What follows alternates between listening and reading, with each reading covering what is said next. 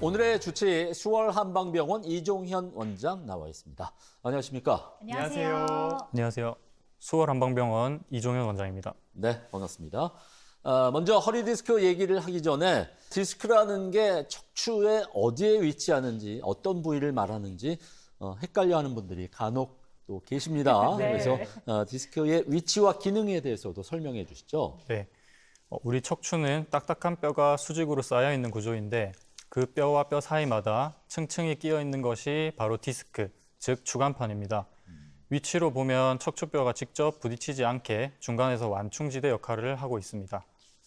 기능 면에서는 자동차의 서스펜션을 떠올리시면 됩니다.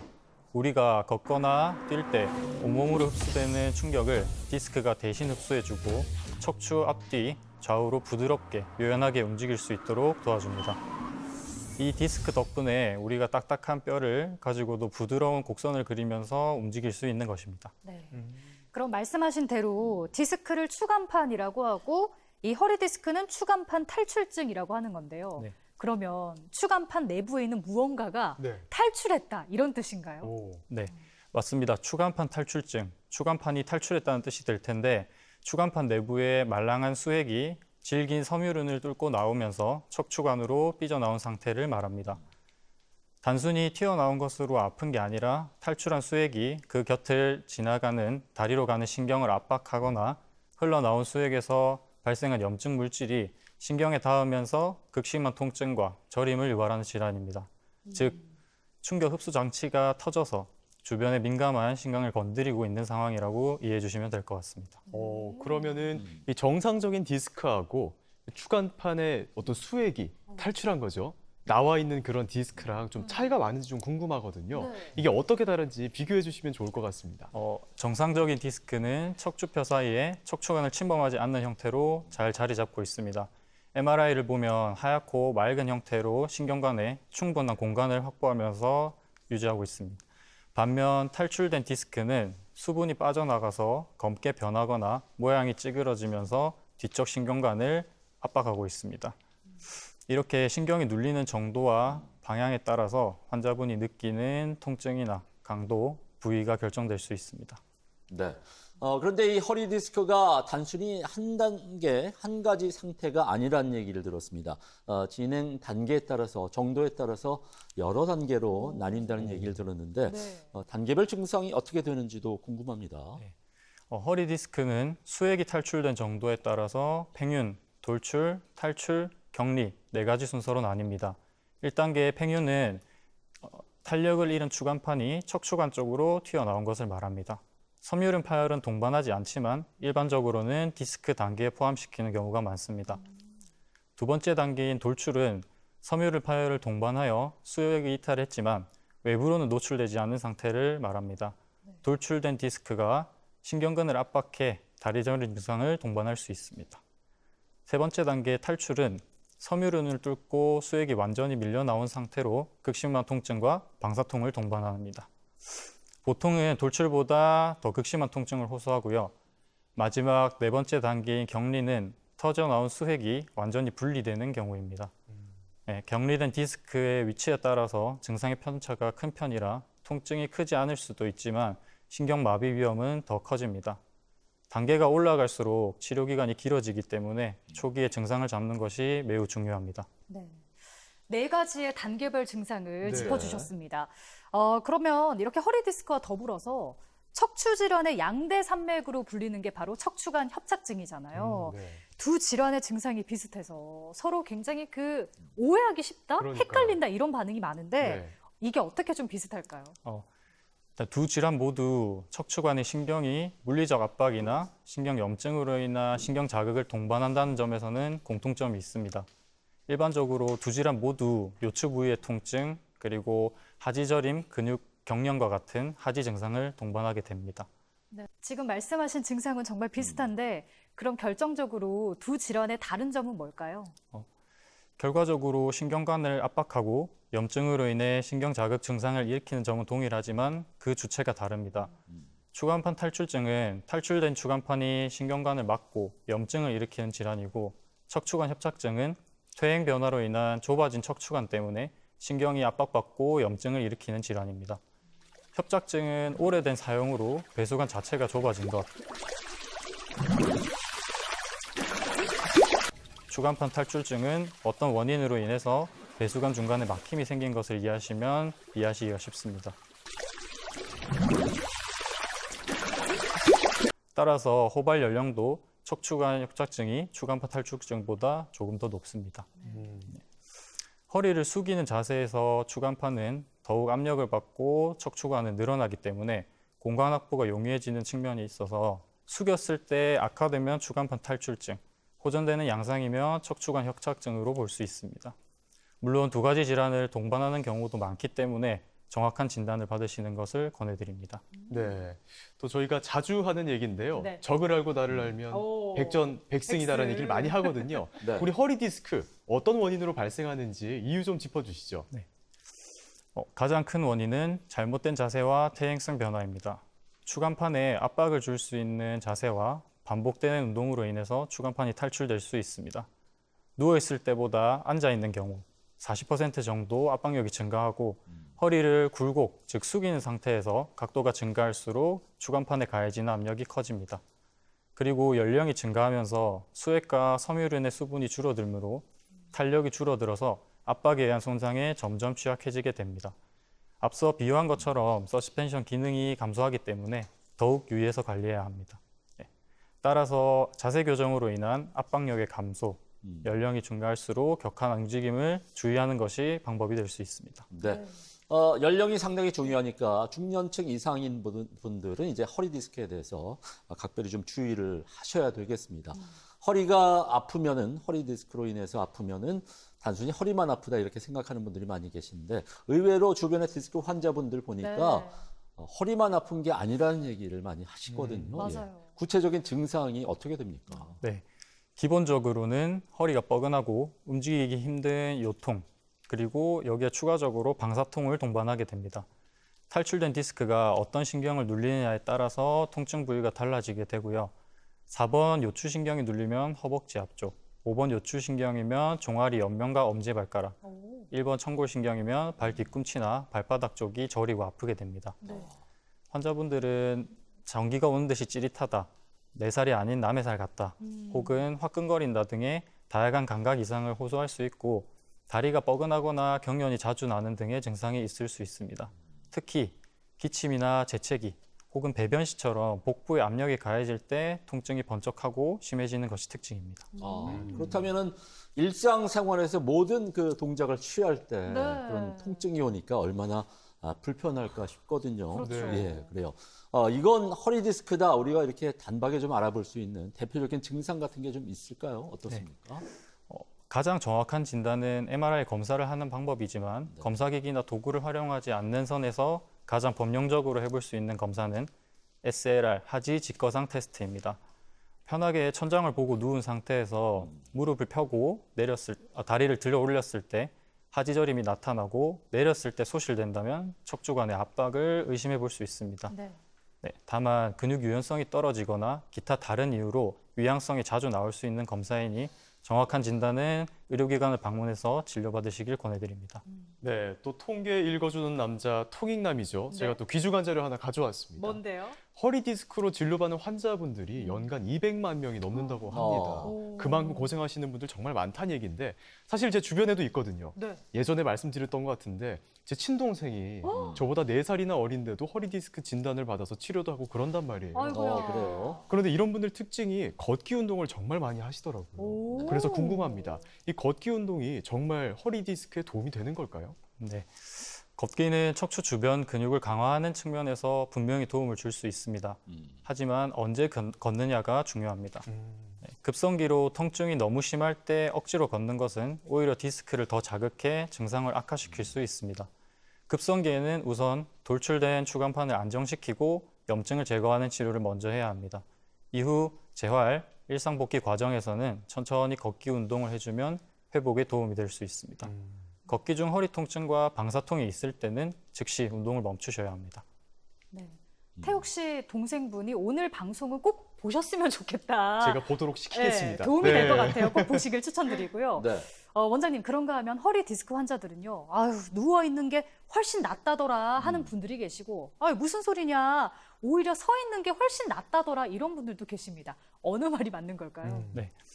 앉아 있을 때 디스크가 받는 압력이 가장 높고 그 다음이 서 있을 때 가장 낮은 것이 누워 있을 때입니다. 네. 따라서 통증이 심한 급성기에는 누워서 휴식을 취하는 것이 디스크 압력을 낮추는 데 효과적입니다. 하지만 너무 장기가 누워만 있게 되면 척추 근육이 약해져서 회복이 더뎌질 수 있습니다. 그래요. 네, 결론적으로 아주 아플 때는 누워서 안정을 취하되 통증이 허용하는 범위 내에서는 조금씩 서고 걷는 활동을 병행하는 것이 척추 건강을 지킬 수 있는 가장 좋은 방법입니다. 그렇군요. 우리가 흔히 이제 이렇게 앉아 있을 때 네. 허리 네. 디스크에 받는 압력이 가장 크다고 하시니까 저도 그래서 항상 이렇게 방송 진행할 때 우리 오래 앉아 있잖아요. 아마 이렇게 왔다 갔다 하고 이렇게 허리도 좀 움직이고 하죠. 서서 할 수 없으니까 예. 그렇게 또 하고 있는데 한편으로 허리 디스크는 완치되는 질환이 아니라는 얘기가 있습니다. 원장님, 이게 뭐 맞는 얘기입니까? 어떻습니까? 네. 디스크는 평생 관리하는 병이다 라는 말 때문에 완치가 안 된다고 오해를 많이 하시는데요. 네. 네, 튀어나온 수액이 흡수되거나 염증이 사라져서 일상생활에 지장이 없는 상태가 되는 것은 얼마든지 가능합니다. 오. 다만 척추는 우리가 매일 사용하기 때문에 치료 후에도 예전의 나쁜 습관을 버리지 않으면 증상이 재발될 확률이 높고 퇴행성 변화를 완전히 돌리기 어렵기 때문에 지속적인 관리와 치료가 필요합니다. 한방 치료로 척추를 튼튼하게 보강하고 바른 자세를 유지한다면 디스크로 인한 통증은 충분히 회복할 수 있습니다. 네. 또 저는 이런 말도 들은 것 같아요. 네. 허리 디스크에는 꼭 수술이 필요합니다. 이런 얘기가 있던데 네. 원장님, 허리 디스크에는 정말 이 수술만이 정답일까요? 허리 디스크 환자 중 수술이 꼭 필요한 경우는 5% 미만입니다. 대소변 장애가 나타나거나 마비 증상이 오는 경우를 제외하면은 대부분의 비수술적인 치료로 충분히 좋아질 수 있습니다. 우리 몸에 튀어나온 디스크를 스스로 흡수하는 정화작용이 있기 때문입니다. 한방치료는 이 정화작용을 극대화해서 통증을 잡고 디스크가 자연스럽게 아물도록 돕는 역할을 합니다. 마비 증상을 동반하지 않을 때는 보존적인 치료를 통해서 충분히 먼저 치료를 시도할 수 있습니다. 네. 지금 말씀 들으신 대로 그 비수술적인 치료만으로도 충분히 허리 디스크가 완치될 수 있다고 하니까 그 치료 방법을 지금부터 좀 알아봐야 될 것 같습니다. 먼저 한방 치료에서 허리 디스크의 치료 꼭 필요한 게 일단은 제 생각에는 한약이 아닐까 싶거든요. 예. 네. 어떤가요? 네. 한약에도 여러 가지 형태가 있는데요. 탕약은 한약재를 달여 액체 형태로 걸러낸 것이고 환약은 액체를 빻거나 갈아서 조그만 환의 형태로 만든 것이라 제조 형태의 차이가 있지만 기본적으로 경구 복용으로 체내로 흡수시키는 방식은 동일합니다. 디스크 주변에 가득 찬 염증과 부종을 빠르게 가라앉히는 소염작용이 핵심입니다. 반면 고약은 통증이 어느 정도 잡힌 후 즉 회복기에 들어갈 때 매우 중요한 역할을 합니다. 뼈와 신경을 튼튼하게 하고 손상된 인대와 근육의 재생을 촉진해 척추의 자생력을 높일 수 있습니다. 네. 그런데 사실 이 척추 질환에서 사용하는 한약을 두고 이제 어떤 분들은 그냥 뭐 보약일 뿐이지 네. 이런 말을 하곤 하세요. 네. 어떤가요, 원장님? 이게 허리 디스크의 한약 치료에서 가장 대표적인 오해가 아닐까 싶습니다. 흔히 한약하면 기력이 떨어지거나 피곤할 때만 먹는다고 생각하기 쉽습니다. 하지만 한약재는 몸을 보호하는 약만 있는 것이 아니라 체내로 흡수되어 염증, 부종을 개선하고 말초 혈액순환을 촉진함으로써 급성 통증에 즉각적인 효과를 줄 수도 있습니다. 쓰는 약재의 종류가 다를 뿐 급성, 만성 모두 한약으로 주간판 탈출증을 치료하는 데 도움을 줄 수 있습니다. 네. 또 한약도 한약인데 한방에서 가장 유명한 건 아무래도 침 아니겠습니까? 침 그렇죠. 제가 또 축구 광으로서 침 치료 도움 정말 많이 받고 있거든요. 네. 맞아보니까 종류가 정말 다양하더라고요. 약침도 있고 크기도 참 다양해서 종류가 많던데 이 침마다 특징이 다 다른 걸 거잖아요. 여기 관련해서 설명 한 번만 해주시죠. 네. 일반적으로 가장 많이 떠올리는 침, 가장 많이 사용하는 침은 호침이 있고 이 호침에 전기 자극을 줘서 침 전기 자극술을 시행할 수도 있습니다. 이런 치료를 병행하시면은 진통 효과를 더 극대화할 수 있습니다. 또한 한약재를 증류해서 만든 약침 치료가 있습니다. 성분은 모두 한약재를 증류해서 한약재를 기반으로 만들어져 있지만 형태는 주사 형태로 통증 부위에 가장 가깝게 작용할 수 있다는 장점이 있습니다. 네. 흔히 잘 알려진 봉침도 봉독을 정제, 가공하여서 주사 형태로 통증 부위에 주사하게 됩니다. 마지막으로 도침 치료는 침끝이 날카로운 형태로 유착 조직을 박리하는 역할을 합니다. 허리의 퇴행 변화가 오래된 경우에는 연부 조직이 유착되어서 통증 회복을 방해하고 악화시킬 수 있기 때문에 이를 방리함으로써 장기적인 통증 회복을 돕습니다. 네. 자, 이렇게 비수술적인 한방 치료 방법으로 침 치료에 대해서 설명을 들었는데 사실 이런 의구심도 듭니다. 네. 침 치료로 허리 디스크가 완전히 나을 수 있을까? 뭐 이런 생각도 들거든요. 이게 나을 수 있을까요, 원장님? 네. 앞서 말씀드린 것처럼 대부분의 허리 디스크는 보존적 치료로 충분히 회복될 수 있습니다. 침과 약침, 한약 치료를 통해서 허리 근육을 이완시키고 염증 부위의 염증과 부종을 가라앉히고 추나 치료를 통해서 관절 건강을 개선하는 치료를 병행한다면 충분히 회복 가능한 질환입니다. 그렇군요. 예. 지금 그 추나 치료에 대해서 설명을 해주셨는데 네. 추나요법 하면은 그 척추 질환 치료의 꽃이라고 우리가 흔히 얘기를 하고 있는데 예. 이게 또 허리 디스크에 적용이 가능할까요? 추나요법은 네. 한의사가 손이나 신체 일부분 또는 추나 테이블을 이용하여 환자의 척추 마디마디를 밀고 당겨서 비뚤어진 정렬을 바로잡는 치료입니다. 디스크 환자들은 척추가 틀어져 특정 부위에만 과도한 압력이 쏠려 있는 경우가 많기 때문에 추나를 통해서 이 균형을 맞춰주면 디스크에서 받는 압력이 분산될 수 있습니다. 관절 가동을 통해 굳어진 근육과 인대를 이완시키고 척추가 제 기능을 찾도록 도와주는 한방 척추 치료의 핵심이라고 할 수 있습니다. 네. 척추 질환 치료의 꽃이라고는 하지만 그래도 좀 궁금한 거는 어쩔 수가 네. 없어요. 막 밀고 당기고 이것만으로 한 번 터진 디스크가 정말 개선이 될 수가 있나요? 그래요. 탈출된 디스크가 원래의 자리로 수복되기 위해서는 원래 있던 곳으로 디스크를 돌리는 힘이 필요합니다. 올바른 자세, 견인 치료, 추나 치료를 통해서 모두 요추의 전만을 만들어주게 되는데 이 힘이 디스크를 원래 있던 자리로 돌리는 기능을 합니다. 네. 한 번으로 탈출된 디스크를 모두 넣을 수는 없지만 치료 기간 내에 추나 치료를 계속해서 병행해 준다면 천천히 돌출된 디스크를 제자리로 돌릴 수 있습니다. 네. 이렇게 지금까지 한약하고 침하고 추나요법까지 네. 허리 디스크의 비수술적인 치료 방법에 대해서 좀 알아봤는데 이렇게 한방병원에서 허리 디스크를 치료하게 되면 기간이 어느 정도 좀 걸린다고 보면 될까요? 오. 환자분의 상태에 따라 모두 다르겠지만 기본적으로 치료 기간은 2에서 3개월 정도를 잡습니다. 네. 처음 1개월은 통증과 염증을 잡는 데 집중하고 이후 기간은 약해진 조직들을 강화하고 재발을 막는 과정입니다. 우리 몸의 세포가 재생되고 근육이 자리를 잡는 데 최소한의 시간이 필요하기 때문입니다. 증상이 조금 좋아졌다고 바로 치료를 중단하면 금방 재발할 수 있으니 천천히 완전히 회복한다는 마음으로 여유를 가지고 꾸준히 치료받으시는 것을 권해드립니다. 네. 너무 빠르게 회복된다는 거를 기대하는 것이 아니라 여유를 가지고 차근차근 회복을 기대하면 참 좋을 것 같습니다. 그리고 또 환자 입장에서는요, 치료가 잘 되고 있는지, 좋아지고 있는지 궁금하실 것 같은데, 네. 호전 신호는 우리가 어떻게 알 수 있을까요? 호전 신호는 통증 부위가 위로 올라오느냐를 보고 알 수 있습니다. 이를 중심화 현상이라고 하는데요. 발가락이나 종아리까지 저리던 증상이 허벅지나 엉덩이 쪽으로 올라오면서 허리 근처에만 통증이 남는다면 좋은 신호로 해석할 수 있습니다. 비록 허리는 여전히 아플지 몰라도 신경 압박이 풀리고 있다는 뜻입니다. 반대로 허리는 덜 아픈데 다리 저림이 심해진다면 증상이 악화되는 것일 수 있습니다. 네. 통증의 강도보다 나타나는 범위가 좁아지는 것에 주목해 주시면 되겠습니다. 네.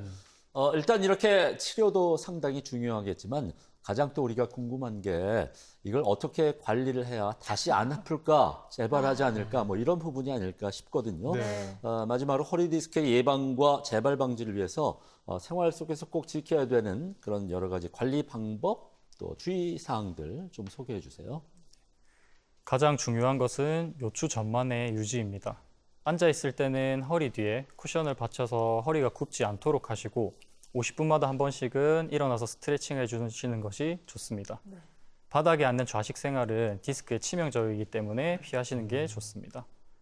또한 아침에 일어나자마자 갑자기 허리를 숙이는 행동은 밤사이 수분을 머금어 팽창된 디스크를 터뜨릴 수 있기 때문에 주의해야 할 필요가 있습니다.